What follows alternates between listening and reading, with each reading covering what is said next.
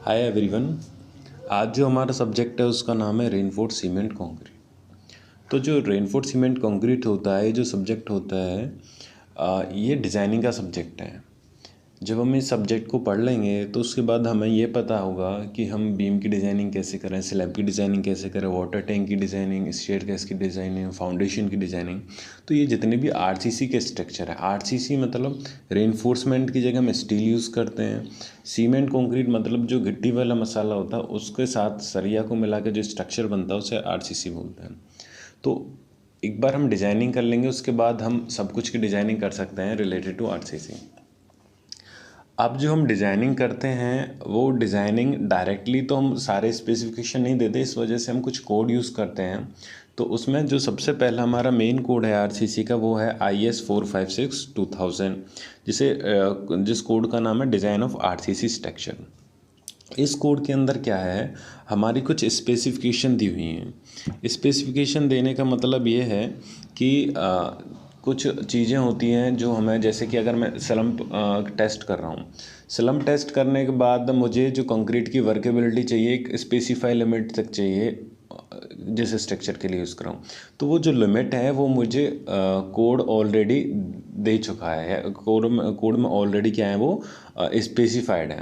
तो जो serviceability limit होती है या ड्यूरेबिलिटी लिमिट होती है या कोई भी जो स्पेसिफिकेशन हमें चाहिए, टेंसाइल स्ट्रेंथ कितनी होती है कंक्रीट की वो कितने से ले सकते हैं, और जो करेक्टरिस्टिक मतलब कंप्रेशन स्ट्रेंथ जो होती है कंक्रीट की वो कितनी ले सकते हैं, या कोई डिज़ाइन क्राइटेरिया होता है, तो कोड सारी चीज़ों को क्या करता है, मेंशन करता है।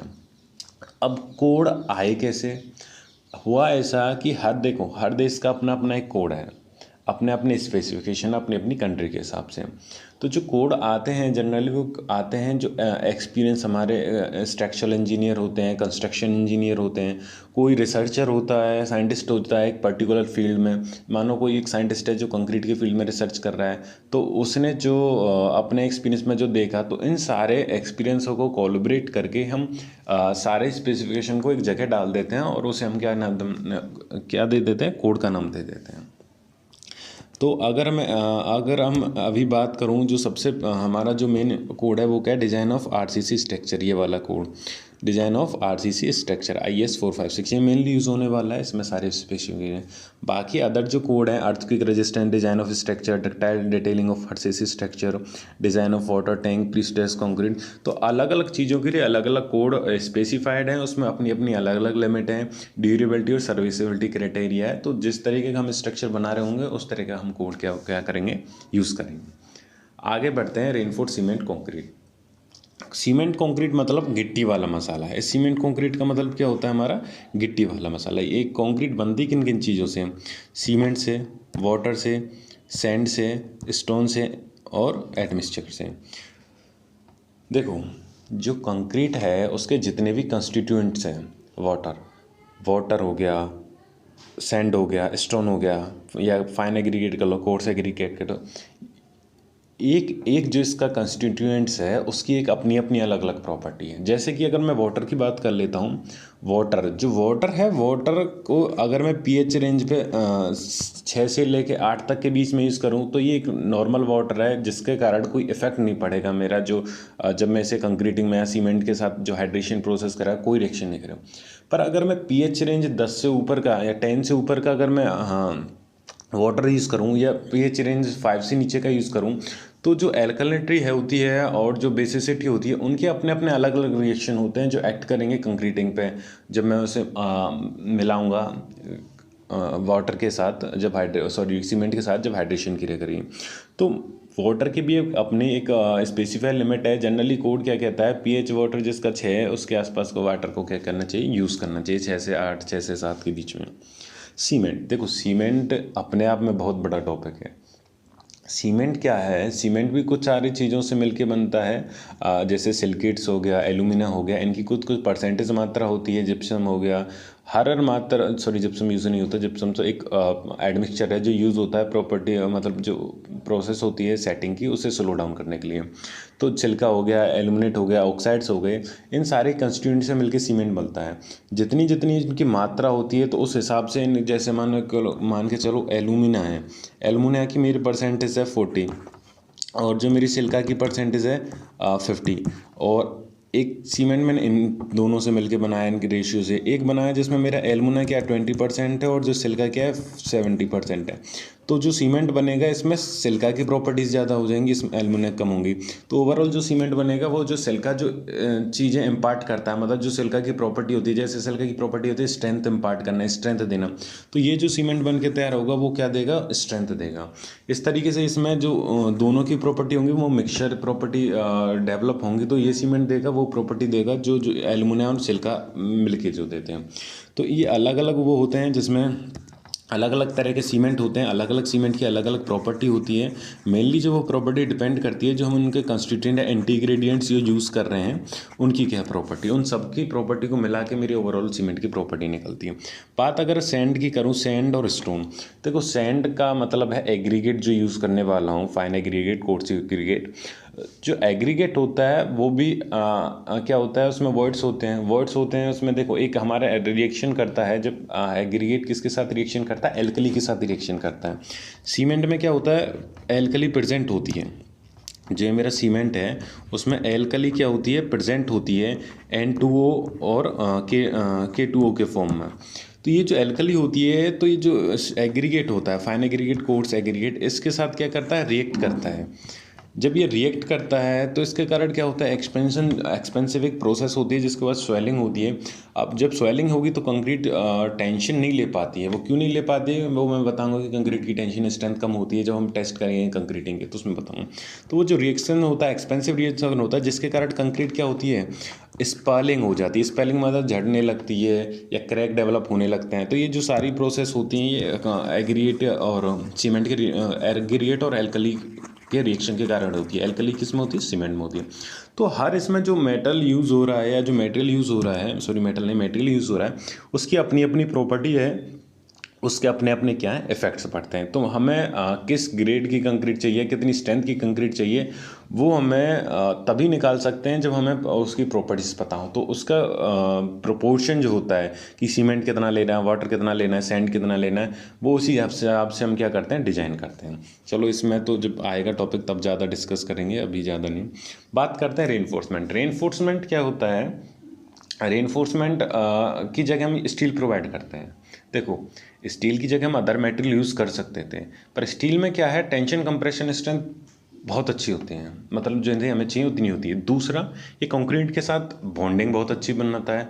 अब जब बॉन्डिंग अच्छी बना लेता है तो लोड आने की वजह से जब कंक्रीट एक्सपेंड करती है, फैलती है, या रेनफोर्समेंट एक्सपेंड करती है, दोनों की जो स्ट्रेन कंपेबिलिटी है वो क्या होती है, लगभग समान होती है, ऐसा हम एज्यूम करके चलते हैं। तीसरी चीज़ आती है थर्मल कोफिशिएंट। टेम्परेचर अगर हाई है तो उसके बाद कंक्रीट एक्सपेंड करेगी और स्टील भी एक्सपेंड करेगी। अगर दोनों आगे पीछे एक्सपेंड करेंगे, दोनों के बीच फ्रिक्शन हो जाएगा, एक्स्ट्रा शीयर जनरेट हो जाएगा, तो बहुत सारी चीज़ें हो जाएंगी। तो पर इन दोनों की जो थर्मल कोफिशिएंट काफ़ी हद तक समान ही होता है, मतलब ज़्यादा अंतर नहीं होता है, तो एक वो भी फ़ायदा होता है। तो इस वजह से हम रेनफोर्समेंट की जगह क्या यूज़ करते हैं, स्टील यूज़ करते हैं। मेनली जो कारण है वो यूज़ करने का वो क्या है, जो रेनफोर्समेंट की टेंसाइल स्ट्रेंथ क्या होती है, अच्छी होती है। तो ये होता है हमारा रेनफोर्स सीमेंट स्ट्रक्चर। होप उम्मीद करता हूँ इतना तुम्हें समझ में आया हो क्या चीज़ें। अगली बात करें टाइप ऑफ कंक्रीट। देखो कंक्रीट हमारी क्या होती है, मसाला होता है। कौन सा वाला मसाला, गिट्टी वाला मसाला। जो मसाला होता है जिसमें गिट्टी यूज़ नहीं होती, मतलब एग्रीगेट यूज़ नहीं होती, उस मसाले को हम क्या कहते हैं, मोर्टार कहते हैं। तो जो सैंड से मिलके और सैंड, वाटर, सीमेंट से मिलके जो मसाला बनता है उसे हम क्या कहते हैं, जो सैंड, सीमेंट, एग्रीगेट वगैरह मसाला मिलता है उसे हम क्या कहते हैं, मोर्टार। और जिसमें रेनफोर्समेंट का यूज़ नहीं होता उस मसाले को क्या कहते हैं, रेनफोर्स सीमेंट कंक्रीट। चलो ये बताऊंगा, आगे डिस्कस करूंगा क्या चीज़ है। पहले बात करते हैं हम जो टाइप ऑफ कंक्रीटिंग है वो क्या होता है। टाइप ऑफ कंक्रीटिंग में पहला जो कंक्रीटिंग है वो क्या है, प्लेन कंक्रीटिंग। प्लेन कंक्रीटिंग का मतलब इसमें समझ में आ रहा है, सिर्फ इसमें कंक्रीटिंग की कंक्रीटिंग है, इसमें कोई रेनफोर्समेंट का यूज़ नहीं है, सिर्फ क्या है, प्लेन कंक्रीट। इसमें किस किस से मिलके बनी होती है, सैंड, ये मिलके बनी होती है हमारी सैंड, ग्रेवल और वाटर। सैंड होता है, ग्रेवल होता है, कोर्स का एग्रीगेट होता है, फाइन एग्रीगेट होते हैं। इन सबसे मिलके क्या बनता है, मेरा प्लेन कंक्रीट बनती है। इसकी जो मेनली प्रॉपर्टी होती है वो क्या होती है, इसकी कंप्रेसिव स्ट्रेंथ होती है, बट इसका जो एक ड्रॉबैक है वो क्या है कि ये सिग्निफिकेंट टेंशन नहीं बियर कर सकती। कंक्रीटिंग की जो मेनली प्रॉपर्टी होती है, हमें पता है जब हम कंक्रीटिंग का क्यूब बनाएंगे और उसे टेस्ट करेंगे तो जब हम कंप्रेशन स्ट्रेंथ निकालेंगे तो वो काफ़ी अच्छी आती है, और जो टेंशन स्ट्रेंथ निकालेंगे वो काफ़ी कम आती है। मतलब कंप्रेसिव स्ट्रेंथ और टेंशन स्ट्रेंथ अगर तुम्हें समझना हो तो इस तरीके से समझ सकते हैं कि जो कंक्रीट की कंप्रेशन स्ट्रेंथ होती है वो जो उससे 10 गुना के आसपास होती है कंक्रीट की टेंशन स्ट्रेंथ के। तो इस तरीके से हम एक एज्यूम कर सकते हैं। जनरली मैं क्लीन कंक्रीट का यूज़ कहाँ कर सकता हूँ? जनरली मैं जिसका यूज़ कर सकता हूँ बिटवीन सॉयल एंड फाउंडेशन।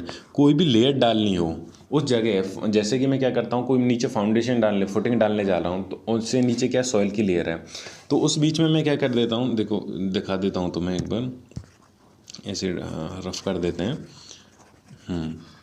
देखो यहाँ पर एक डायग्राम बना हुआ है ऑलरेडी। ये मेरी ऊपर फुटिंग है, ये वाली मेरी क्या है, फुटिंग है। फुटिंग के नीचे मैंने क्या रखी, एक लेयर डाल दी है, ये वाली लेयर जो कंक्रीटिंग का तुम्हें पता है, ये वाली जो लेयर डाल दी है, ये लेयर किसकी है, पीसीसी की लेयर, मतलब प्लेन कंक्रीट की लेयर है।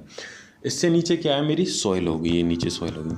तो मैं करता क्या हूँ, जो फुटिंग है मैं डायरेक्ट सॉइल के कॉन्टेक्ट में नहीं आने देता, और उससे पहले एक लेयर डाल देता हूँ, पीसीसी लेयर। डालने का रीज़न ये है कि सॉइल में कुछ मेरे हार्मफुल इंटीग्रेडिएंट्स होते हैं जो अगर डायरेक्ट कंक्रीट उनके कांटेक्ट में होंगी तो वो रिएक्शन करते हैं। तो कंक्रीट में रिएक्शन करने के बाद वो जो जनरली जो मेन सबसे जो ड्रॉबैक है कंक्रीट का वो ये कि उसकी टेंशन स्ट्रेंथ नहीं होती।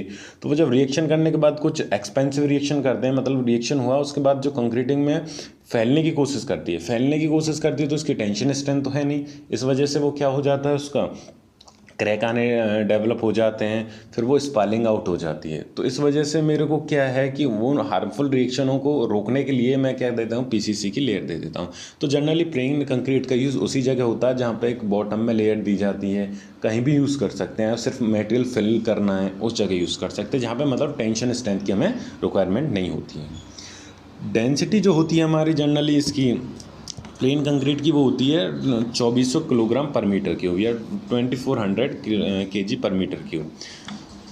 ये हमारी इसकी क्या होती है, डेंसिटी। जनरली एग्जामों में पूछ लिया जाता है कि पीसीसी की डेंसिटी कितनी होती है, ये तुम्हें याद होना चाहिए डायरेक्ट की कितनी डेंसिटी होती है। तो ये बात होगी हमारी प्लेन कंक्रीट की, क्या चीज़ होती है, किससे मिलके बनी है, कहाँ यूज़ होती है, जनरली इसकी मेन प्रॉपर्टी क्या है, कंप्रेसिव स्ट्रेंथ है, इस तरीके से हमारी होती है। तो ये है हमारी प्लेन कंक्रीट। अगली अगर हम कंक्रीट का बात करते हैं वो है reinforce cement concrete. Reinforce cement concrete का कहने का मतलब है ऐसा मटेरियल जो किस किस से मिला हो, sand, cement, water, coarse aggregate, fine aggregate, sand ही हो जाती है वो एक तरह की, और किससे मिलकर बना होता है, रेनफोर्समेंट। तो ऐसा पूरा मटेरियल जो कि इन चारों पांचों चीज़ों से मिलकर बनता है वो क्या कहलाता है, मेरे रेनफोर्स सीमेंट कंक्रीट, जो अभी हमने स्टार्टिंग में बताया था क्या है। अब जो हमारा एक ड्रॉबैक था प्लेन कंक्रीटिंग में, जो हम पीछे पड़ रहे थे कि वो टेंशन स्ट्रेंथ नहीं ले सकता क्योंकि इसमें है ही नहीं कुछ टेंशन ले, क्योंकि कंक्रीट की सिर्फ कंप्रेशन स्ट्रेंथ होती है, वो इस रेनफोर्स सीमेंट कंक्रीट में आके क्या हो गई, दूर हो गई। अब हम क्या करते हैं, एक रेनफोर्समेंट की जगह क्या प्रोवाइड कर रहे हैं, हम स्टील प्रोवाइड कर रहे हैं। अब जो ये इसकी जगह रेनफोर्समेंट की जगह हम क्या प्रोवाइड करते हैं, स्टील प्रोवाइड करते हैं। जो स्टील प्रोवाइड करते हैं वो क्या करती है, टेंशन बियर कर लेती है। स्टील का काम सिर्फ टेंशन नहीं है, वो कंप्रेशन भी बियर कर देती है, पर जो मेनली मैं यूज़ करता हूँ क्या है, टेंशन के लिए चाहिए मुझे भी। तो ये क्या है, इसका काम यही है कि कंक्रीट के साथ मिल जाती है और एक कंपोजिट मटेरियल बना देती है। अब जब कंक्रीट के साथ स्टील बनाती है इनकी बॉन्डिंग भी अच्छी होती है, इस वजह से जो एक्सपेंशन और कॉन्ट्रैक्शन होता है, मतलब जो फैलाव होता है या घटाव होता है लंबाई चौड़ाई में, वो दोनों का क्या होता है, सेम रेशियो में होता है। ये हम मान के चलते हैं स्ट्रेंथ कंपेबिलिटी की वजह से इस तरीके से होता है। अब स्ट्रेंथ कंपेबिलिटी है क्या, ये जैसे मैं बार बार यह शब्द यूज़ कर रहा हूँ, स्ट्रेंथ कंपेटिबिलिटी। स्ट्रेंथ कंपेबिलिटी का मतलब है कि जो भी इन दोनों के बीच में एक परफेक्ट बॉन्ड होता है, उस बॉन्ड के कारण क्या होता है, स्टील में जितना भी स्ट्रेन आएगा, स्ट्रेन मतलब वो कॉन्ट्रैक्शन होता है, एक्सपेंशन मतलब फैला भी हो सकता है, लंबाई में घटना भी हो सकता है, वो बराबर हुआ किसके, कंक्रीट के।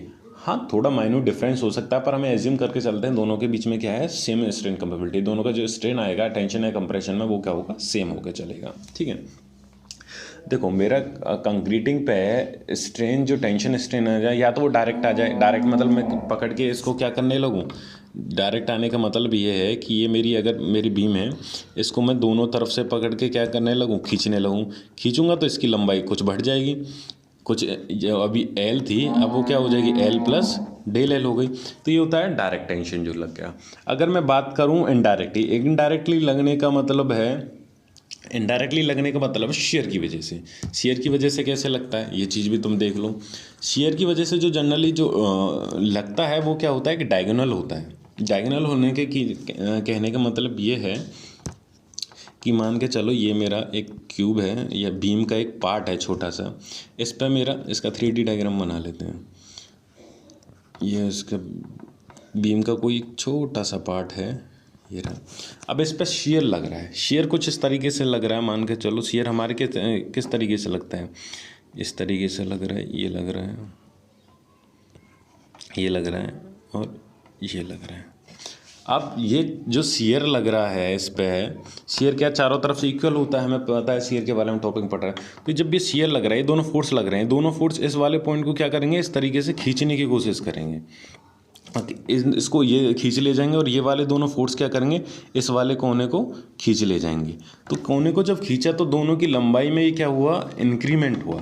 तो ये अगर मैं ओवरऑल बात करूं, जो अभी हमारा क्यूब का जो साइज़ था वो अगर 5 था, अब इसका अगर मैं देखूंगा साइज़ यहाँ पर डायगोनली इसकी लंबाई में क्या हो गई, इंक्रीमेंट हो गया। जो इंक्रीमेंट हुआ वो किसी वजह से हुआ, जो शेयर फोर्स लग रहे थे, जो शेयर फोर्स लग रहे थे उसकी वजह से उसके डायगोनल में क्या हो गया, इंक्रीमेंट हो गया। तो इसी को हम कहते हैं कि कंक्रीटिंग में शेयर की वजह से इनडायरेक्टली क्या हो गया, टेंशन स्ट्रेस डेवलप हो गया। तो ये पूरा खेल है। स्ट्रेंथ ऑफ मेटेरियल में हम इसको पढ़ सकते हैं और हो सकता है कि स्ट्रेंथ ऑफ मेटेरियल का वाला सब्जेक्ट के बारे में हम आगे डिस्कस कर सकते हैं एक चीज़ों के बारे में। उससे पहले बिल्डिंग मेटेरियल भी ज़रूरी है, तो देखते हैं आगे किस हिसाब से चलते हैं। तो ये हमारी रेनफोर्ड कंक्रीट सीमेंट स्ट्रक्चर, इसमें जनरली हम क्या करते हैं, बता चुका हूँ कि मिलके बनी होती है, जिसमें हमारा सरिया भी होती है। सरिया का काम क्या होता है, टेंशन स्ट्रेंथ को लेना होता है, जो प्लेन कंक्रीट में नहीं होती है। जो उसकी जो ड्रॉबैक होता है वो यहाँ पे क्या हो गया, आके दूर हो गया है। तो स्ट्रेन, दूसरी चीज़ यहाँ पे ये इंपॉर्टेंट है कि स्ट्रेन कंपेबिलिटी हम यहाँ एज्यूम करके चलते हैं। उसका मतलब है कि जो स्ट्रेन आ रहा है किस पे, कंक्रीटिंग पे और स्टील में, मैं मान के चलता हूँ दोनों पे क्या आ रहा है, बराबर आ रहा है। ऐसा क्यों मान के चलता हूँ, मैं ये मान के चलता हूँ दोनों के बीच में, क्योंकि दोनों के बीच में बॉन्डिंग क्या होती है, काफ़ी अच्छी होती है। उम्मीद करता हूँ ये वाली चीज़ समझ में आ गई। अगला बात करते हैं प्रीस्ट्रेस कंक्रीट। हाँ, इससे पहले क्या है जी, ये रेनफोर्स्ड कंक्रीट स्ट्रक्चर है, जनरली हम कहाँ यूज़ करते हैं, तुम सबने देखा है घर में हमारी बीम है, कॉलम्स हैं, स्लैब पड़ी हुई हैं, जो छत पड़ी हुई हैं, ये सब जगह किसकी बनी हो, आरसीसी की बनी होती है। तो वो आरसीसी का जनरली यूज़ क्या होता है, सब जगह होता है। पर आरसीसी हम एक जगह यूज़ नहीं कर सकते। एक जगह कहाँ यूज़ नहीं कर सकते, जहाँ पे मेरा क्या है कि बहुत माइन्यूट हो। बहुत माइन्यूट होने का मतलब क्या है, बहुत माइन्यूट होने का मतलब ये माइन्यूट क्या हो, जहाँ पे बहुत मुझे बहुत सावधानी बरतनी, जहाँ पे मैं एक क्रैक परमिसिबल नहीं कर सकता। मैं ये नहीं चाहता कि मेरे स्ट्रक्चर में एक क्रैक दिखे। ऐसा कहाँ पे ज़रूरत पड़ती है, जहाँ पे मुझे मान के चलो, जैसे अगर मैं उसी की बात कर लूँ, मुझे पानी स्टोर करना है। पानी जो मैं स्टोर करता हूँ उसमें क्या है कि अगर क्रैक होगा तो पानी वहाँ से रिसाव करेगा, निकलेगा। या कोई भी स्ट्रक्चर ऐसा जिसमें, जैसे ब्रिज है, ब्रिज में मुझे लॉन्गर स्पान डालने होते हैं, स्लीपर्स हैं, स्लीपर्स में मैं परमिशेबल नहीं करता। तो ऐसे कोई भी मतलब बहुत क्रिटिकल स्ट्रक्चर जहाँ पे मेरे लिए इंपॉर्टेंट है, उस जगह में एक क्रैक परमिशेबल नहीं करता। क्योंकि रेनफोर्स्ड सीमेंट कंक्रीट में क्रैक तो फिर भी आ जाते हैं, क्योंकि जो क्रिया होती है हाइड्रेशन वगैरह की, या जो कंक्रीट है अपने जो हार्मफुल इंटीग्रेडिएंट्स के साथ रिएक्शन करते हैं, तो फिर भी डेवलप हो जाता है माइन्यूट क्रैक। पर ऐसी स्ट्रक्चर जहाँ पर मुझे वो चाहिए ही नहीं क्रैक, तो वहाँ मैं यूज़ करता हूँ अपना अगला जो कंक्रीट होती है, प्रीस्ट्रेस कंक्रीट। इसका यूज़ प्रीस्ट्रेस कंक्रीट पर होती क्या है, अब तुम्हें इसके नाम से समझ में आ गया होगा। प्रीस्ट्रेस मतलब पहले से उसको हम क्या कर देते हैं, स्ट्रेस कर देते हैं। और किसको स्ट्रेस कर देते हैं, जो हम यहाँ पे यूज़ करते हैं रेनफोर्समेंट। रेनफोर्समेंट की जगह हम यहाँ पे वायर करते हैं। वायर मतलब बहुत हाई स्ट्रेंथ वायर होते हैं। तुमने देखा होगा कभी, जो बिजली के खंभे होते हैं, बिजली खंभे में क्या होता है, वायर होता है पतला वाला, बहुत हल्का हल्का होता है। वो वायर दिखने में बहुत पतला, पर उसकी स्ट्रेंथ क्या होती है, काफ़ी अच्छी होती है। इसी तरीके के और थोड़े जिसके डायमीटर में मोटे वायर हम यूज़ करते हैं जनरली जगह किसमें, जब हम प्रीस्ट्रेस कंक्रीट बनाते हैं। तो प्रीस्ट्रेस मतलब उन वायरों को हम पहले से स्ट्रेस कर देते हैं। अब जब पहले से स्ट्रेस कर दिया, उसका फ़ायदा क्या हुआ, फ़ायदा ये हुआ, तुम लोग देखो मैं बता देता हूँ। ये मेरी कोई बीम है, ये रही, इसमें मेरे है नीचे मैंने क्या डाला, वायर डाला है कि इस तरीके से। मैं क्या करता हूँ, कंक्रीटिंग करने से पहले, अभी बीम बना ही नहीं है, अभी सिर्फ मैंने क्या किया, उसमें एक वायर डाला है, वो जहाँ पर कंक्रीटिंग करनी है, जो मोल्ड अभी वो खाली है। उससे पहले मैंने क्या किया, इस वायर को दोनों तरफ से क्या खींच दिया। अब ये लंबाई में, इसमें क्या, ये लंबाई में क्या हो गया, इसकी इंक्रीमेंट हो गया। अब जो इंक्रीमेंट हुआ लंबाई में, अब मैंने इस पे क्या है, कंक्रीटिंग कर दी। क्या कर दी? कंक्रीटिंग। कंक्रीटिंग मतलब ये पूरा है, इसमें वो जो मसाला डाल दिया, जो गिट्टी वाला मसाला भर दिया। अब वायर तो पहले से ही खिंचा हुआ है। अब जो वायर खिंचा हुआ है उसको मैंने क्या कर दिया, दोनों तरफ से क्या कर दिया, यहाँ से एक काट दिया, इधर से काटा इधर से काटा, और यहाँ पे एक इंक्रीज बॉन्ड लगा दिया। अब जो जब मेरी पूरी कंक्रीट सेट हो गई 28 दिन के बाद, जब मैंने उसको बाद उसे काटा, तो वापस क्या है, जो मेरा जितना मैंने वायर खींचा वो वापस सिकुड़ने की कोशिश करेगा। अब जब सिकुड़ने की कोशिश करेगा तो ये इस पर क्या ये जो वायर है इस कंक्रीट के ऊपर क्या डालने की कोशिश करेगा, कंप्रेशन करने की कोशिश, दबाने की कोशिश करेगा। इसका फ़ायदा क्या हुआ? फ़ायदा ये हुआ इसका कि अगर मेरा कोई स्ट्रक्चर है, मान के चलो मेरा क्या है, कोई एक स्ट्रक्चर है, ये रहा, इस पर मेरा क्या है, ऊपर से लोड आया, लोड आने की वजह से ये क्या है, बेंड हुआ। क्या हो गया? ये मेरा स्ट्रक्चर क्या हुआ, बेंड हुआ। बेंड होने की वजह से क्या हुआ, इसमें ऊपर तो सिकुड़न आई लंबाई में, और नीचे क्या हुआ, फैलाव हुआ। फैलने का मतलब टेंशन हुआ। अब जो ये टेंशन आया, अगर ये कंक्रीट होती, सिर्फ कंक्रीट होती, तो टेंशन कंक्रीट ले ही नहीं सकती है, तो नीचे वाला पार्ट में मेरा क्या आ जाता, कुछ इस तरीके से क्रैक डेवलप होना शुरू हो जाते हैं, क्रैक आ जाते हैं पूरे में। अगर ये रेनफोर्समेंट होती तो नीचे सरिया होती तो वो क्रैक को क्या कर लेता, परमिशिबल कर लेता, आराम से रोक लेता। पर बॉटम की जो कंक्रीट है थोड़े मोटे क्रैक दिखते हैं, मतलब स्ट्रेंथ में कोई दिक्कत नहीं होती, पर क्रैक फिर भी विजिबल हो जाता है एक अगर ज़्यादा बेंडिंग स्ट्रेस आ जाए। ठीक है। प्री स्ट्रेस में क्या होगा कि इसे मिटा देता हूँ क्रैक को। प्री स्ट्रेस में क्या होगा मेरा कि जब लोड आया तो ये उसे एक्सपेंड ही नहीं होने देना। लोड आने की वजह से जब बीम बेंड होने की कोशिश करेगी तो बेंड होने की वजह से नीचे लंबाई खिंचेगी, लंबाई में वृद्धि होगी। पर जो यहाँ पे जो ये जो वायर है इसे क्या, बीम को क्या कर रहा है, कंप्रेस कर रहा है। तो ये वायर क्या कर रहा है, पहले से ही कंप्रेस कर रहा है, जो टेंशन आने की कोशिश करेगा उसे आने ही नहीं देगा। तो जब टेंशन ही नहीं आया तो क्रैक का तो कोई सवाल ही पैदा नहीं होता, क्रैक कहाँ से आ जाएगा। तो ये प्री स्ट्रेस का फ़ायदा यही है कि पहले से ही वो बार स्ट्रेच हो जाती है, वो कंप्रेस फोर्स लगाती है उसके ऊपर, प्री स्ट्रेस कंक्रीट के ऊपर, या जो मेरा मेंबर है उसके ऊपर। तो वो जो लोड की वजह से या बेंडिंग की वजह से जो टेंशन उसमें आना होता है, वो टेंशन आने ही नहीं देता है वो, क्योंकि वो ऑलरेडी उस पर क्या है, जो वायर खींचा था वो वापस अपनी शेप में आने की कोशिश कर रहा है, उसे ऑलरेडी क्या है, कंप्रेस करता है। तो ये मेरे प्री स्ट्रेस कंक्रीटिंग का सबसे ज़्यादा फ़ायदा यही फ़ायदा है। अब जो वायर होता है उसको दो तरीके से मैं क्या करता हूँ, जो वायर है मेरा जनरली उसको, अरे एक सेकंड, जो वायर है मेरा जनरली उसको दो तरीके से मैं क्या कर सकता हूँ, स्ट्रेच कर सकता हूँ, या क्या कर सकता हूँ, खींच सकता हूँ। जो सबसे पहला तरीका है उसे मैं क्या बोलता हूँ, प्री टेंशनिंग। जो दूसरा तरीका है उसे पोस्ट टेंशनिंग।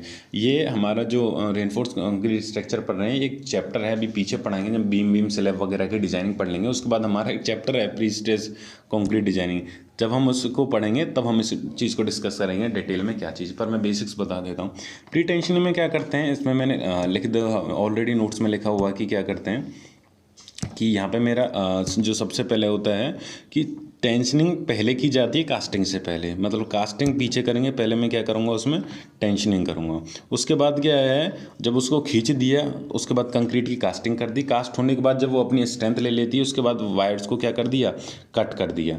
कट करने के बाद वो जो फोर्स है ट्रांसफर हो जाएगा। पोस्ट टेंशनिंग में क्या करते हैं, मैं पहले एक उसमें जो कंक्रीट है वहाँ स्टील की जगह एक पाइप डाल देता हूँ और कंक्रीटिंग कर देता हूँ। कंक्रीटिंग हो गई, अब उस पाइप को निकाल के मैंने सरिया डाला, अब मैंने सरिया को खींचा। मतलब पहले कंक्रीटिंग होती है उसके बाद क्या होती है, टेंशन दिया जाता है। जैसे पहले क्या की कास्टिंग ऑफ कंक्रीट की, कास्टिंग ऑफ कंक्रीट करने के बाद टेंशन दिया रेनफोर्समेंट को, उसको खींचा, पाइप निकाल के सरिया डाल खींचा। उसके बाद जब उसके अंदर फिलर मटेरियल भर दिया जो 28-20 दिन और 30 दिन के बीच जो अपनी स्ट्रेंथ गेन कर लेगा, उसके बाद दोनों को किनारों से जो वायर है उसको क्या है, इनक्रीज कर दिया। इनक्रीज करने का मतलब एकदम फिक्स कर दिया। तो वापस वो कंप्रेशन लगाएंगे कंक्रीटिंग के ऊपर, जो टेंशन आने वाला था कंक्रीट में उसको काउंटरएक्ट करेंगे। तो ये इस तरीके से हमारी प्री स्ट्रेस जनरली हमारी क्या करती है, वर्क करती है। इसमें अब अगर अगली चीज़ तो मैं बताऊं, अगली चीज़ कहने का मतलब कि हमें इसे यूज़ क्या करते हैं। मैं ऑलरेडी बता चुका था कि तुम्हें यूज़ करना कहाँ है इस जगह, इस चीज़ को यूज़, एक सेकंड रुको, इसे जूम करके दिखा देता हूँ। हाँ, तो मैंने बताया था कि इस जनरली हम इसका यूज़ कहाँ करेंगे, तो इस स्ट्रक्चर का उस जगह यूज़ कर सकते हैं जहाँ पे मेरे को बिल्कुल क्रैक परमिसिबल ही नहीं कर सकता। जो यहाँ पे लिखा हुआ मैंने क्या, क्रैक इज़ नॉट एडमिशिबल, वहाँ क्रैक में चाहिए ही नहीं। वो जनरली क्या होता है, स्पान ब्रिज, लॉन्ग स्पान के जो ब्रिज होते हैं उसमें यूज़ होता है, रेलवे स्लीपर्स में यूज़ होता है, प्रेशर वेसल होते हैं, मतलब जहाँ पर कोई चीज़ बहुत प्रेशर में, जैसे मैं अगर बात करता हूँ कि कोई भी स्ट्रक्चर है जिसमें बहुत पानी भरा हुआ और बहुत ही प्रेशर का पानी हुआ, तो वो जैसे निकलने की कोशिश करेगा तो उस जगह पाइप्स के अंदर डाला जाता है, वाटर टैंक्स के अंदर यूज़ किया जाता है। इस जगह हम क्या है, प्रीस्ट्रेस कंक्रीटिंग का यूज़ कर सकते हैं। तो ये हमारी प्रीस्ट्रेस का ये टाइप ऑफ कंक्रीटिंग यहीं पे ख़त्म होती है कि टाइप ऑफ कंक्रीटिंग कौन कौन सी होती है, इनका कौन सा यूज़ होता है। तो अब अगला अगर टॉपिक के बारे में पढ़ते हैं, आगे बढ़ते हैं, तो अगला, एक सेकंड रखो, इसे जूम आउट कर लेते हैं।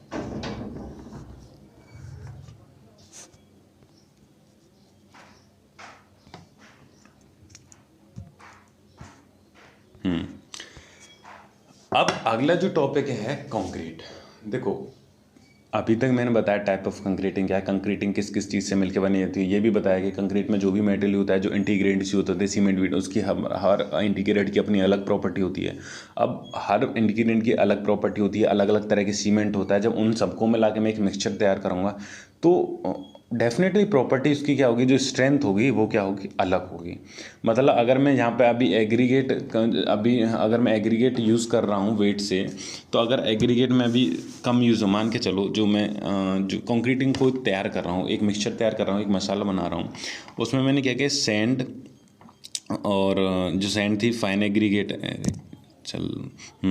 अभी जो मैं कम मसाला तैयार कर रहा हूँ उसमें सैंड यूज़ कर रहा हूँ, और सैंड यूज़ करने के बाद क्या है, फाइन एग्रीगेट यूज़ कर रहा हूँ और कोर्स एग्रीगेट। सैंड के अंदर क्या है, फाइन एग्रीगेट यूज़ कर रहा हूँ और कोर्स एग्रीगेट, दोनों का रेशियो में क्या लेके जा रहा हूँ, 1 और 3 का रेशियो लेके चल रहा हूँ।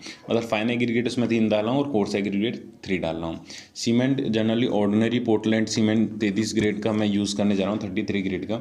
अब जो इन चीज़ों से मिलके जो मेरा सीमेंट वो जो मसाला बनेगा, मसाले में से लेके मैंने उसमें से एक क्यूब बनाया, क्यूब को कंप्रेशन मशीन पे ले गया, वहाँ पे उसे कंप्रेशन किया, कंप्रेस होने के बाद 28 उसके बाद देखा मैंने इसकी कितनी स्ट्रेंथ आई। स्ट्रेंथ आने के बाद मुझे पता लगा, अगर अब मैं यहाँ पे सीमेंट की ग्रेड 43 कर देता हूँ, इनका रेशियो 1/2 कर देता हूँ, तो अब जो मसाला बनेगा, और मसाले को अगर मैं ले जाके मतलब उस मसाले को मोल्ड किया, मोल्ड करने के बाद क्यूब बनाया, 28 दिन उसे देखा जो स्ट्रेंथ गेन कर लेगा, उसके बाद अगर मैं कंप्रेशन टेस्ट करूँ, कंप्रेशन टेस्ट करने के बाद जो उसकी स्ट्रेंथ आएगी अलग निकल के आएगी। तो ओवरऑल कहने का मतलब है कि जो मैं मसाला बना रहा हूँ, जो कंक्रीटिंग का यूज़ करके अलग अलग इंटीग्रेंट्स की अलग अलग मात्रा में भी अगर यूज़ करता हूँ, तो उसकी कंप्रेशन स्ट्रेंथ और बाकी प्रॉपर्टी क्या हो जाएंगी, चेंज हो जाएंगी।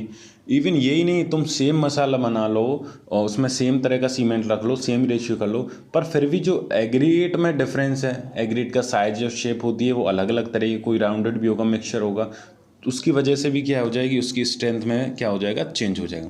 तो इसमें स्ट्रेंथ में बहुत सारी वैरायटी होती है, बहुत सारा वेरिएशन होता है।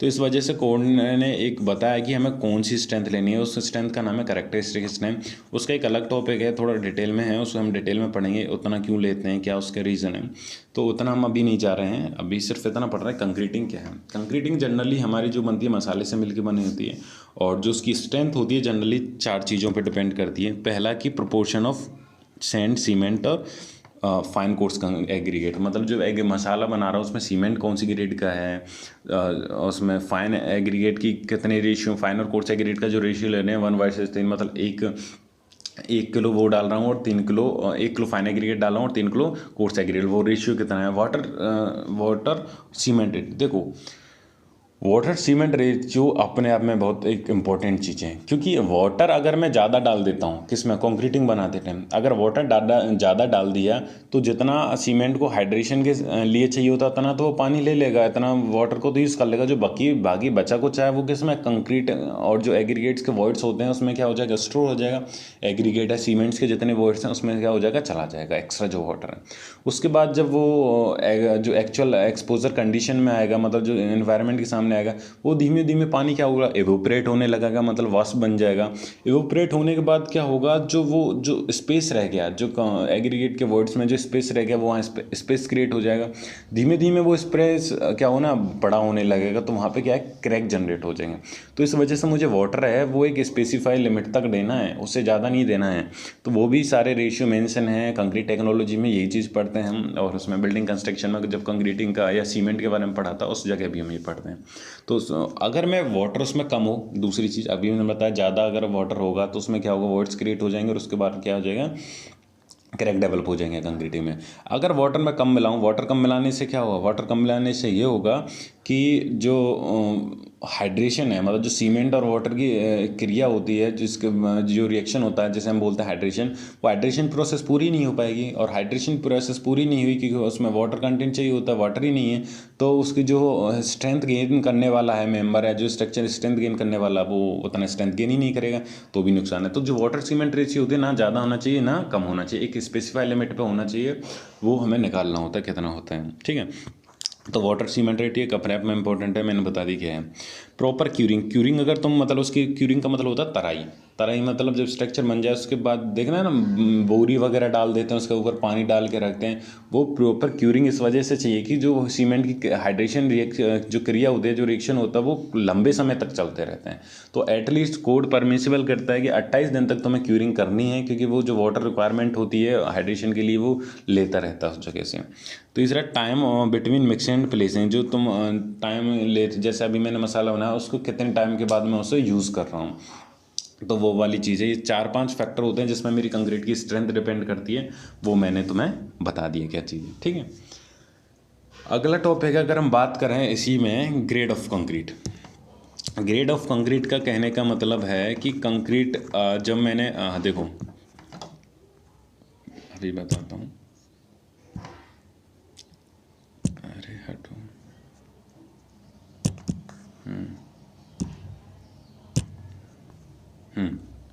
देखो अब मैं तुम्हें बताता हूँ एक कंप्रेशन टेस्ट कैसे होता है ग्रेड ऑफ कंक्रीट बताने से। सबसे पहले मैं क्या करता हूँ, अपने जो वाटर सीमेंट रेशियो होता है, जो मैं प्रोपोर्शन ले रहा हूँ, उन सब के हिसाब से एक मसाला तैयार करता हूँ। मतलब क्या, मसाला तैयार करता हूँ, कंक्रीट तैयार करता हूँ। उसमें से एक मैं क्या निकाल लेता हूँ, सैंपल निकाल लेता हूँ, उन्हें एक मोल्ड में भर देता हूँ। मोल्ड का जो मोल्ड क्या होता है, एक तरह का क्या होता है, जो मैं जनरली हम यूज़ करते हैं इंडिया में, क्यूब होता है। जो क्यूब, एक सेकंड, मोल्ड कहते हैं, एक क्यूब होता है, क्यूब में बना, जिसका साइज कितना होता है, और 150 बाई 150 का होता है, 150 बाई 150 का होता है। इस क्यूब के अंदर मैं क्या भर लेता हूँ, मसाले को भर लेता हूँ, और 28 दिन तक उसे उस पर तराई वराई या क्यूरिंग वगैरह करता रहता हूँ। जब 28 दिन के बाद वो प्रॉपर स्ट्रेंथ गेन कर लेता है, उस क्यूब को निकाल के मैं कंप्रेशन मशीन पर ले जाता हूँ। वहाँ कंप्रेशन मशीन में वो क्या करता है, वो कंप्रेशन लगाता है, और कंप्रेशन लगाने के बाद देखते हैं कि वो कब फेल होता है, उसमें कब क्रैक जनरेट होते हैं। तो ये जो पूरी प्रोसेस होती है और जो इसकी स्ट्रेंथ निकल के आती है, उससे मैं क्या कर लेता हूँ, नोट डाउन कर लेता हूँ। ऐसे काफ़ी सारे क्यूब, एक ही मसाले में से काफ़ी 8 से 10 क्यूब लेके उनको मैं क्या करता हूँ, टेस्टिंग कर लेता हूँ। हर क्यूब की स्ट्रेंथ अलग अलग आनी है, इसमें कोई शक नहीं है, क्योंकि जो मेटल यूज़ हुआ, जो इंटीग्रेंट्स हैं, उनमें वेरिएशन ही इतनी ज़्यादा है, तो स्ट्रेंथ तो अलग अलग आएगी, वो निकल के आनी है। अब जब मैं एक ही मसाले से एक ही रेशियो में ले रहा हूँ, एक ही तरह का सीमेंट, तब भी मेरी स्ट्रेंथ क्या है, उसमें किसी की 31 आ रही है, तो किसी की 29 आ रही है, किसी 33 आ रही है। तो इतने सारे वेरिएशन हो रहे हैं। तो मुझे क्या है, मैं उस जो पूरा जो मसाला है उसकी स्ट्रेंथ कितनी मान के चलो। तो कोड ने कहा है कि एक टर्म दिया कैरेक्टरिस्टिक स्ट्रेंथ। वो कैरेक्टरिस्टिक टर्म से उसका कहने का मतलब है कि तुम वो स्ट्रेंथ लो जिसमें हमारे 5% cube are expected to fall. मतलब ये कि जितने भी क्यूब टेस्ट किए हैं, जितनी भी स्ट्रेंथ उसकी निकल के आई हैं, सो जो तुम स्ट्रेंथ दोगे वो वाली स्ट्रेंथ दोगे जिससे नीचे सिर्फ 5 क्यूब ऐसे हों जिसकी स्ट्रेंथ उससे कम हो। तो ये तरह के कैरेक्टरिस्टिक स्ट्रेंथ का कॉन्सेप्ट है, पूरा है। अभी हमें इससे रिलेटेड एक नॉर्मल डिस्ट्रीब्यूशन कर्व है, उसमें हम बताते हैं कि उतना ही क्यों लेते हैं एफसी के उसे। तो ओवरऑल अभी तुम्हें सिर्फ इतना याद रखो कि वहाँ से हमारी क्या है, एक स्ट्रेंथ निकल के आती है, जो टर्म निकल के आता है कैरेक्टरिस्टिक स्ट्रेंथ, वो क्या है, ठीक है। उसके बाद हम क्या करते हैं, कंक्रीटिंग की ग्रेडिंग करते हैं। ग्रेडिंग करने का जनरली मतलब होता है, जैसे एक नाम दे देते हैं ना, कि हर चीज़ का एक नाम होता है, तुम्हारा नाम क्या है, मेरा नाम क्या है, उस तरीके से कंक्रीट का भी मैंने नाम दे दिया।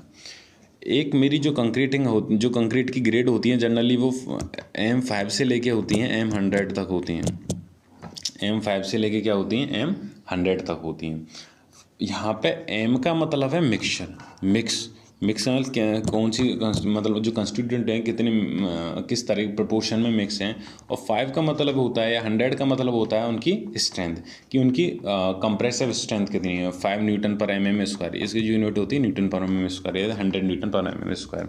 तो 5 से ज़्यादा 100 है, इस वजह से जो ग्रेड है 5 M5 F10 M15 M20 M50 F60 M70 M18 M100।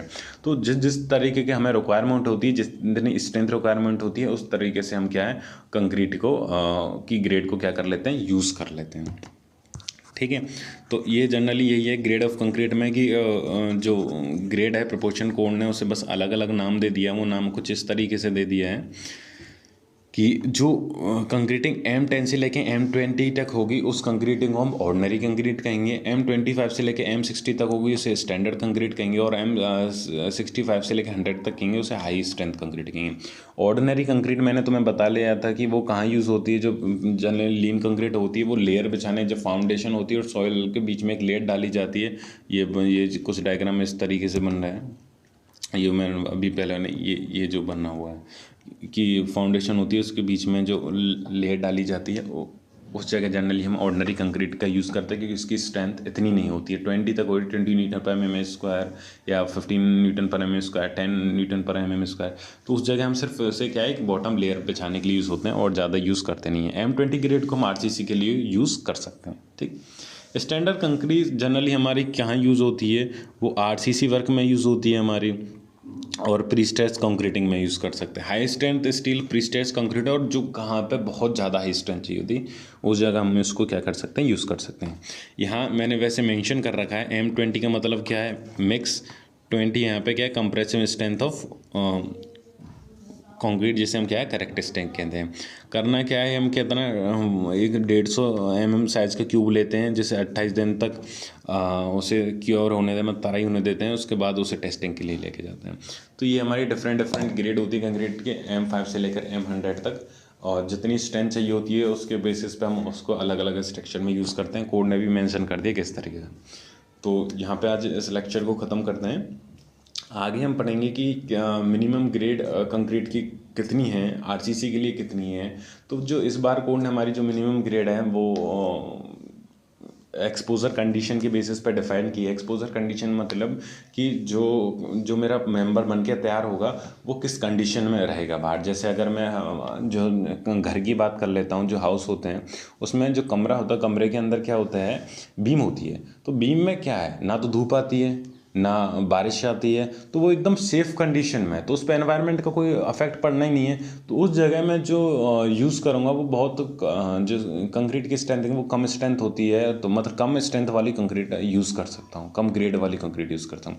पर जहाँ पे समुद्र है, समुद्र के आसपास जो मेरा बाहर स्ट्रक्चर रहता है उस पर समुद्र की हवा, जो नमकीन हवाएं हैं, नमकीन कहने का मतलब है समुद्र में जो साल्ट कंटेंट करके रखता है ना वो वाटर, तो या पानी का अगर वो टच में आ रहा है, स्प्रे आ रहे हैं पानी के, तो उसमें क्या होता है कि जो पानी जो वाटर है उसमें जो सी वाटर है वो कंटेंट करके रखता है, क्लोराइड कंटेंट करके रखता है, सल्फेट कंटेंट करके रखता है। वो क्या है, जब कंक्रीट, ये 2-3-4 ऐसे कंपाउंड्स हैं जो कंक्रीट के साथ रिएक्शन करते हैं।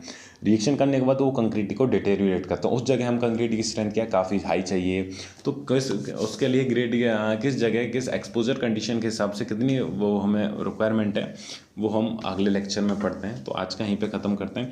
ये वाली जो टेबल है ग्रेड ऑफ कंक्रीट की, ये क्लोज नंबर 6.1 में तुम्हें मिल जाएगी, पेज नंबर 16 आइए पेज नंबर 16 में कहाँ पे आया जो हमारा कोड है RCC का IS 456-2000। तो अगले लेक्चर में यहीं से कंटिन्यू करेंगे कि किस तरीके से।